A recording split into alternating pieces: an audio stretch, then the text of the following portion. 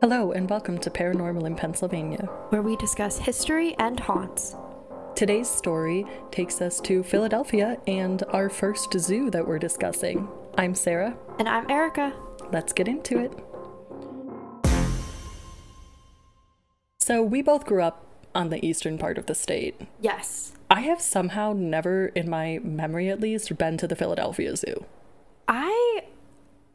So here's the thing. I don't remember. We went to a zoo, but I think there's a Lehigh Valley Zoo, and I think that's the one we went to. So I think ditto for me. Which is crazy, right? Because this is America's first zoo. Is it? Yeah. Oh, I had no idea. I feel like I must have been here, but I definitely did not know it was haunted.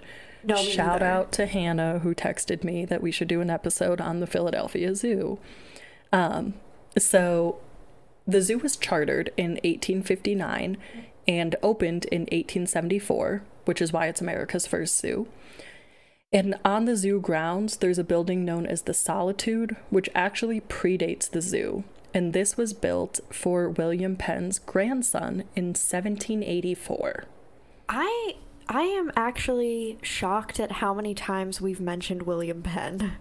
Well, I think it's because we go so far back in history, and he had, his family owned the state, basically. Right. So it's like, I don't know. It makes sense. It just surprises me sometimes. I'm like, dang, he was also here? What a coincidence. That's actually really true. William Penn and the Quakers, constant theme. Yes. So it's called the building is called the Solitude because the city was bustling at that time, and this, when it was built, was actually pretty far outside of the city. So Okay. It was named the Solitude for his grandson, so his grandson could go there and have a break from the city. So some fun facts about the zoo, because they have a really cool website. It had the first successful orangutan and chimpanzee births in the United States. Oh, that's kind of cute. I know. It was also the first zoo in the world to build an on-site animal care center and developed the first specialty formulated foods for the zoo animals. Oh, that's great. Yeah, it sounds like it's doing good things. I know that zoos can be controversial, but it seems like they really care about their animals. Right. Today, the zoo is home to more than 1,700 rare and endangered animals, and it recently implemented Zoo 360, which is a first in the world system of seeing the animals travel through like these big hamster like tunnel things. I don't know a better term for it. You're understanding what I mean? It's like clear tunnels that the animals can move between habitats. Oh, that's kind of interesting. Yeah, and of course they're only going to put animals that can be together. Right. Like if there's a family of big cats, but they all have separate enclosures, they've connected it with these clear tunnels. So people can, one, they can be more social, and two, people can see them move back and forth. That's actually super cool. I feel like that's really interesting because then you get to see them kind of interact in a way that most zoos you don't. Yeah. And with this, there's the, what's it called, tree house, that is like a play area for children that is kind of meant to mirror this, where there's like tunnels and stuff for the kids, so they're encouraged to like act like a monkey as they crawl through and stuff. Oh, that's really cool. Yeah, it's cute. So there are some new structures like the Zoo 360 that I mentioned, but for the most part, a lot of the buildings are original in at least their bones. They might have been updated, but specifically the gate and the gatehouses are the exact same as opening day in 1874. That's awesome. I love when places like keep small trinkets from like their beginnings. You know what I mean? Like really preserve it. Yes. Especially being America's first. Right. Like that's, I mean, again, I had no idea, but that's really awesome that they did that. So I mentioned the Solitude predates the zoo, but we're going to go back even further because it's believed that the zoo may be built on Native American burial grounds, which contributes to some of the hauntings that we're going to discuss. Gotcha. That makes sense. There are reports of people walking through the zoo and feeling certain hot spots, and it's said when they feel these hot areas, if they look around, they'll see apparitions of Native Americans. Oh, it makes sense since it was built on the grounds. Yeah. And some people have said that they thought that they were zoo employees dressed up for one of the exhibits. Right. But then, like other apparitions we've discussed, they just disappear into mist. Right. Which, again, like, they're probably friendly, but it has still got to be sort of weird to just look at something and have it disappear before your eyes. Right. While you're, like, at the zoo trying to enjoy a day with your family. Yes, yeah. In addition to specifically the Native American apparitions, many zoo staff have reported seeing other apparitions, hearing the sound of music playing specifically in the solitude, that original building that was built, and many lights that turn themselves on. The music's really interesting. Did they say what, like, genre of music it is, or is it just general? It's specifically waltz music. Oh, that's kind of interesting. So it could be, I guess I don't really know when the waltz is popular, but I think of it as an older dance in Yes. 1874 or even 1784, I guess. Wow, those dates are exactly 90 years apart. I didn't realize. But so it could be from either of those times. Yeah, yeah. In the attic of the solitude, paranormal investigators have reported hearing this waltz music very loudly, and that it seems to come from everywhere and nowhere all at once. Because reportedly, people have tried to track down the source of the music, thinking that someone's playing a trick, or that, the speakers are picking up different radio waves, but no one has ever been able to find the source of the music. I don't know why, but I'm picturing that meme of Mr. Krabs where he's like shaking his head and the rest of the picture is blurry. Yes. That's what I imagine somebody doing, trying to find this music. And it sounds like it's disorienting like that, honestly. There are also tunnels at the zoo that have been investigated by paranormal investigators. And during the investigations, people report one of the favorites of ghosts, hair pulling. Oh my gosh. I know. Here it comes again. Yes. And also tapping noises. And similar to the waltz music, people have tried to track down this tapping noises, thinking that maybe it's water leaks, etc., like a machine that's broken, but they have been unsuccessful in ever identifying where the tapping noises come from, because when they get close to it, it seems like it switches locations. Oh, so again, it's like sound that just doesn't have a source. Right. Which is terrifying. Yes. There are other buildings on the grounds too that have paranormal activity, because this is an old zoo. So one of them is the Penrose building, then we have the Shelley building, and the treehouse, which I mentioned earlier. And notably, most hauntings seem to actually affect office buildings and not really anywhere that animals are housed. That's kind of interesting. Yeah. I don't know why that seems weird to me, but you would think that the most activity would be in the grounds of the zoo. That's what I was thinking, but also I was thinking maybe that's because, like, the animals can't tell us if they see something. That's also true. That's a very good point. And there's only so many, like, security guards and people there at night. Right.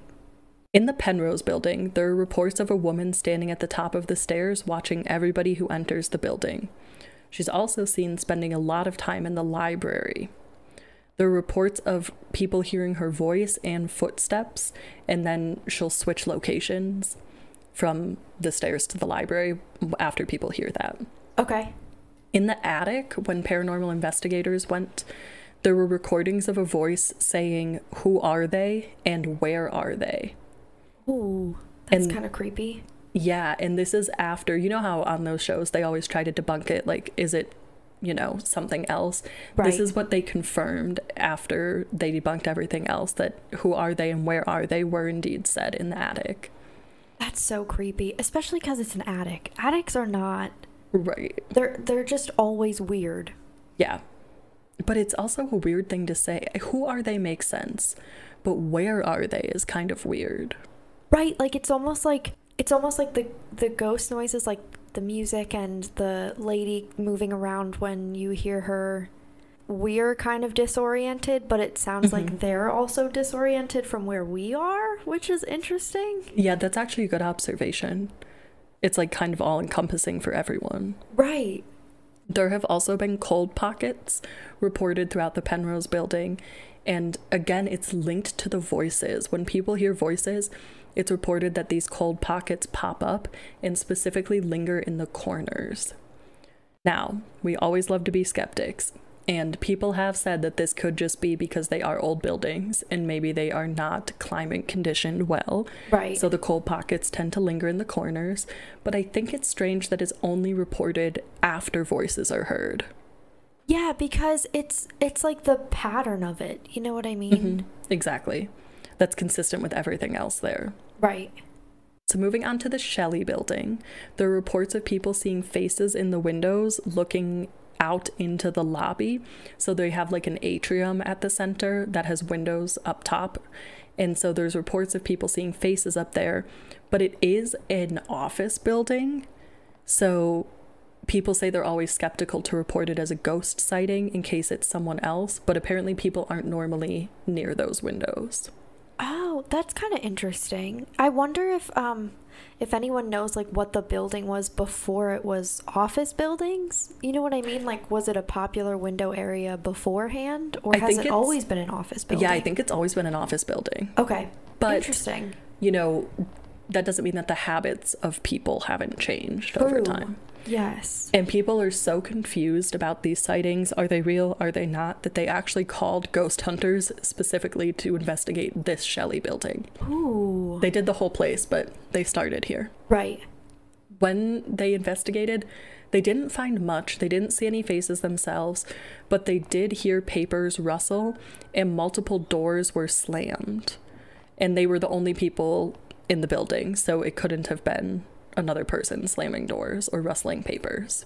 Right. I always think that's so interesting when we heard of this with one of the other episodes that we did where BuzzFeed Unsolved was there. Mm-hmm. I think it was Eastern State. Yeah. And they had heard somebody scream, but like nobody, it's like a very human noise that I think we want to attribute to a human, mm-hmm. but it's like not explainable. Right. We're just looking for something for it to not be a haunting. Right. Because like I get freaked out when actual people slam doors, so mm-hmm. I don't want to imagine that it's something I can't see. Right. So ghost hunters also investigated the treehouse, which is a newer building that they have. Okay. And it's a playground for children, like I said, that is meant to mirror kind of like the experience that the animals have, and is just meant to be more of like a wild safari experience. I'm doing air quotes. I realize no one can see me. And so for this reason, they tried to appeal specifically to children. And we see some similarities to other places here, like Brandywine Battlefield, where they tried to play marbles with the ghost there. But here they did a knocking pattern to try to elicit a response. So, you know, like you'll be like, da, da. Right. So I don't know if that's going to come through on the sound, but, and it actually worked. They actually got a response. That's so cool. It's crazy. And again, they were the only people there. Yes. You can tell that no one's really standing near surfaces. I suppose they could have stamped their foot, but it really sounded like a knock. Yeah. And foot stamping, it definitely sounds different. Right. And yeah, again, the footage shows no one could have done that. Right. So seemingly that place is haunted by children ghosts, which I always think is, you know, a fun and different thing. Yes. When separate from ghost hunters, they've also had mediums tour this zoo because, again, it's the first zoo. It's America's most haunted zoo. And the mediums immediately were able to connect with ghosts that have been there since when the Solitude was built. So what did I say? 1784. That's such a long time. And to prove that it's true, they were able to name many people who had previously worked at the zoo since its opening. And there's no public record of these people. So they had to have either read the zoo archives ahead of time, or they were really getting this information from a ghost. That is so interesting. I know. Oh my gosh. What a cool way to prove it, too. Yes. Yeah. And specifically, they talked about Dana, who was one of a recent, at the time of filming, was someone that was recently fired. and the ghost was saying that they really liked Dana and they wanted Dana to work there again. Oh no. And the person that was giving the medium a tour said that that Dana was responsible for their like fright nights and stuff and all of their nighttime things. So it would make sense that they had regular interaction with the ghost if they're there alone and at night. That's really interesting. Yeah. I just think that's such a cool, you know, interaction. Yes. The medium did say that there were many, many ghosts there, overwhelming sounds, sights, etc. Which, if you think of the history of the zoo of 150 years, that it would make sense that it's overwhelming with the music, the people talking, you know, sights of animals. Something really interesting talking about animals, though. There were no accounts of ghost animals. I was waiting the whole time in research. So excited for it because we've had the horses at Brandywine Battlefield. Yeah. Nothing. I'm surprised. Me too. I'm surprised because you had mentioned earlier that, like, okay, to be honest, I remember what I was going to say. I don't remember what we were talking about. Ghost animals. Yeah. Well... No, before. I remember that we were talking about something and I was going to say, I wonder if there have been cases where children have seen animal ghosts and just not reported it because, like, maybe it's just not something that they think they need to speak on. You know what I mean? And I was thinking that in general, like the people, like, yes, there are keepers for the animals and yes, the staff walk around, but primarily the staff are going to be in the office buildings. And so maybe there are haunted animals, but they just don't see them or they just don't talk about it if they see them. Right. So are the fright night, I mean, I'm assuming the fright nights are kind of like manufactured, kind of like, yeah. It's like if you've ever heard of Pittsburgh Zoo Boo, where it's like for kids. That's cute. They can like trick or treat and dress up as animals. Right, yeah. So it's not like they're gonna even be looking for them at a specific time of year. Right. Trying to find the ghosts. Yeah. So, with all of these haunted rooms, but no haunting animals, would you go? Oh yeah, I would definitely go. Even at night, I think going at night would be kind of cool. But yeah, especially since I guess I really don't think I went and I lived there for 20 years. So I know. I would love to go just because of the history of it, like America's first zoo. I feel like I must have gone there, but I want to go. And I would like to go at night. I mean, I think it sounds really disorienting, like the sounds that you can hear some places, but it does sound like a really cool paranormal experience to have that's pretty unique to this place.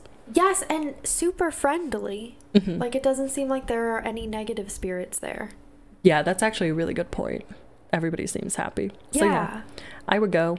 We should go sometime. Yeah, we really should. Well, that's all for this week's episode. Tune in next Thursday to see what hauntings we discuss next.